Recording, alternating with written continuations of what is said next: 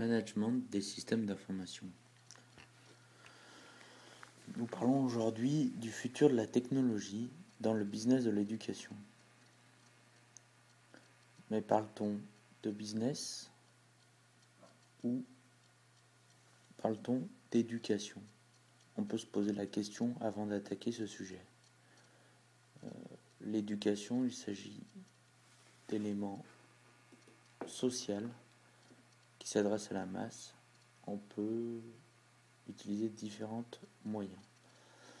Ces moyens utilisent la technologie dans un monde technologique qui avance vite avec les technologies de diffusion de l'information, technologies de l'informatique et également les technologies de l'énergie et du déplacement qui évoluent très très vite. Quel est l'avenir ? C'est sûrement un avenir d'évolution et d'évolution très rapide où les gens vont être emmenés ou laissés sur le bord du chemin. Nous parlons ici de diffusion d'informations. Mais que recèle cette information ? Tout d'abord, le savoir. Wikipédia en est un exemple. Donc, un ensemble de contenus dans différentes bases de données. Mais aussi le savoir-être, qui est une deuxième base de l'éducation. Comment on fait pour travailler ensemble, par exemple. Google Art Project est un exemple parfait de l'utilisation des technologies. On peut visiter un musée dans le monde. C'est une avancée technologique et une opportunité. Comment peut-on utiliser ces technologies, ces différentes technologies, dans un but précis ? La première solution est le e-learning. Est-ce que c'est la solution idéale, le e-learning ?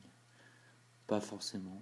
Le risque est une dérive importante de l'utilisation de l'informatique. La centralisation des données